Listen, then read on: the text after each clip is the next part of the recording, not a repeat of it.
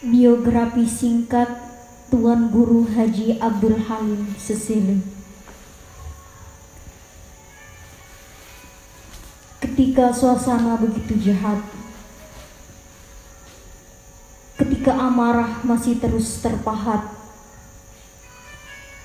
maka di situ akan terdapat jerat yang sulit terlepas ikat. Sekitar 2 abad silam, peristiwa kejam tersaji di bumi Sesela. Raja Hindu yang waktu itu menanam benci kepada Amak Syam alias Abdullah bin Syarif Abdurrahman Amak Dinah bin Syarif Ibrahim yang membuat beliau terbunuh dengan sadis, sekaligus menjadikan peristiwa itu sebagai simbol pembunuhan terkejam sepanjang sejarah di desa Sesela. Keringat yang berairkan darah, jemari yang bergetar lelah, warga Sesela mendongak lesu mengengadah, seolah menjadi kata pengantar saat mendengar gugurnya Amak Syam, seorang dai yang syahid di medan khidmat.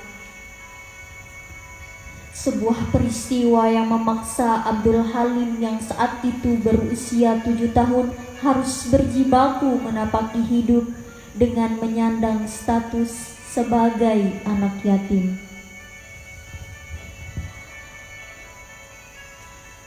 Abdul Halim dilahirkan di desa Sesele pada pertengahan abad ke-19. Perbedaan riwayat melahirkan 2 opsi terkait kelahiran beliau. Ada yang mengatakan ia lahir pada tahun 1845 Masehi. Ada pula yang meriwayatkan pada tahun 1853 Masehi. Lahir di tengah-tengah keluarga religius, ia adalah putra keempat dari 8 bersaudara dari pasangan Amak Syam alias Abdullah bin Syarif Abdurrahman Amak Dinah bin Syarif Ibrahim dan Maimunah. Dan buyutnya bernama Syarif Ibrahim, seorang pendakwah yang singgah di bumi Selaparang pada abad ke-18 Masehi. Abdul Halim memulai pengembaraan intelektualnya dengan belajar membaca Al-Quran kepada ayahnya dan ibunya Siti Maimunah. Kemudian lanjut mengaji kepada ulama Sesele saat itu, di antaranya Tuan Guru Haji Amin, Tuan Guru Haji Abdul Latif Sesele. Sampai akhirnya ia memutuskan mengembara menyusul guru sekaligus kawannya Tuan Guru Haji Umar Kelayu ke Tanah Suci Mekah untuk berguru kepada ulama yang ada di sana. Di antara gurunya di kota suci adalah Syekh Abdul Karim Ad-Dagestani, Syekh Mustafa bin Muhammad Al-Afifi, Syekh Abdul Karim Al-Bantani, Syekh Muhammad Nawawi bin Umar Al-Bantani, Syed Abi Bakar Syata. Pada puncaknya, sebelum kembali ke tanah air, ia mendapat ijazah thariqah yang dituliskan oleh mursyidnya pada kopiahnya. Setelah pulang dari kota suci Mekah, Tuan Guru Haji Abdul Halim memulai dakwah dengan pergi ke setiap sudut kecamatan Gunung Sari Batu Layar dengan memasuki langgar-langgar warga dan musola-musola. Bahkan untuk memuluskan jalan dakwahnya, ia menginisiasi pembuatan jalan di desa Medas. Maka dengan ketulusan dakwah dan akhlaknya yang terpuji, banyak orang Hindu yang memeluk agama Islam, dan bahkan Hindu yang tidak memeluk agama Islam pun sangat segan dan menghormatinya. Dari Haramain ke Sesele, terjadi perkumpulan internal keluarga yang menjadi latar belakang pernikahan Tuan Guru Haji Abdul Halim dengan seorang janda bernama Siti Ruqayyah. Sebelum pernikahan tersebut, ia diberikan pilihan untuk menikahi Ruqayyah yang janda atau saudarinya yang masih gadis. Dan pada akhirnya pilihan Tuan Guru Haji Abdul Halim jatuh pada Siti Ruqayyah.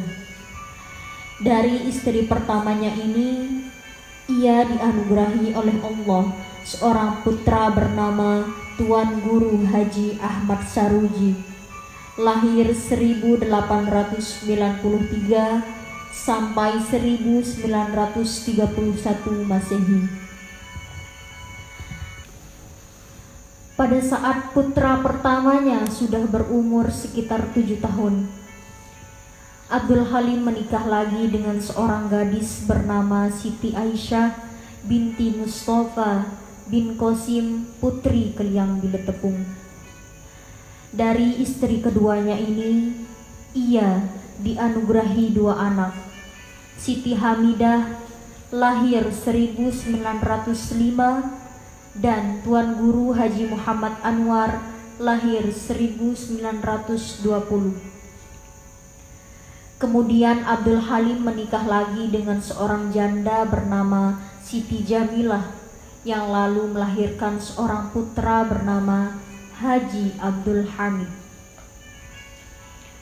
Hiruk pikuk problematika sosial menemani pengembaraan dakwah Tuan Guru Haji Abdul Halim, seperti keadaan masyarakat yang jarang pergi sholat Jumat ke Masjid Jami Sesele yang saat itu cukup jauh dari dusun Kebun Rusak, dan banyaknya para pemuda yang gemar berjudi di sepanjang jalan raya. Melihat itu, Abdul Halim berinisiatif untuk mendirikan Masjid Jami Kebun Indah. Saat pendirian Masjid Jami Kebun Indah, banyak tokoh yang tidak setuju dengan tindakan Abdul Halim tersebut, karena mereka menganggap memisahkan pendirian sholat Jumat dari Masjid Jami Sesile dengan mendirikan Masjid Jami Kebun Indah adalah tindakan melanggar syariat. Hingga musyawarah dan diskusi alat pun terjadi yang melibatkan para tuan guru dan tokoh masyarakat. Di antara yang hadir saat itu adalah Tuan Guru Haji Saleh Lopan dan Landrat Lobar. Sekitar 3 jam lamanya, musyawarah yang menghadirkan para tokoh itu berlangsung hangat dengan dalih-dalih yang tersaji di dalamnya.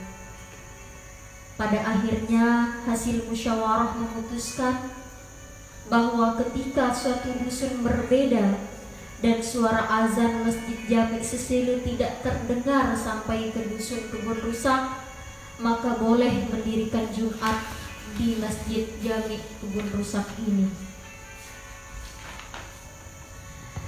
Setelah perjalanan panjangnya membuahkan hasil dan banyaknya orang luar Sesele yang ingin tinggal mengaji ke Tuan Guru Haji Abdul Halim, maka pada tahun 1919 Masehi, dengan dibersamai para santri, beliau pun mulai merintis pondok pesantren dengan menyediakan langgar-langgar yang menjadi halakoh-halakoh pengajian dan menyediakan lahan untuk membangun gerbang-gerbang yang dijadikan tempat tinggal para santri.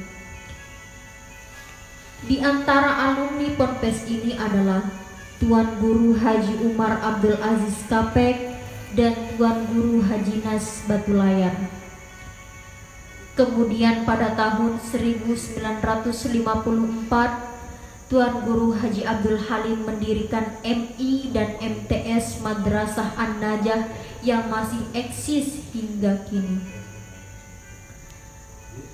Lalu pada tahun 1984, setelah Abdul Halim wafat, putra dan para cucunya meminta restu ke Tuan Guru Haji Ibrahim dan Tuan Guru Haji Umar untuk mendirikan MA dan yayasan yang akan dinamakan Al-Halimi untuk mengenang Tuan Guru Haji Abdul Halim.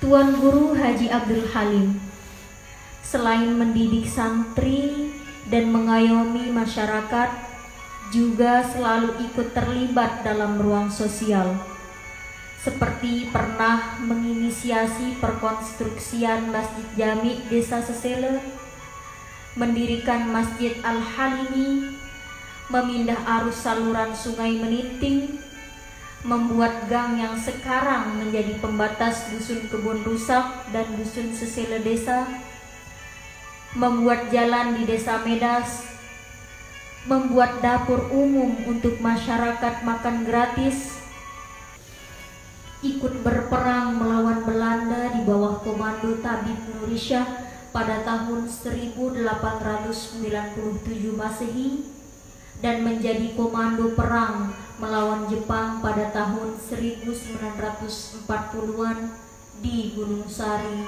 Remyiga. Walaupun Tuan Guru Haji Abdul Halim sudah dituakan dan secara usia juga memang sudah sangat tua sekali, dia tetap gemar dan selalu semangat menghadiri pengajian-pengajian para tuan guru lainnya, sekalipun itu muridnya sendiri.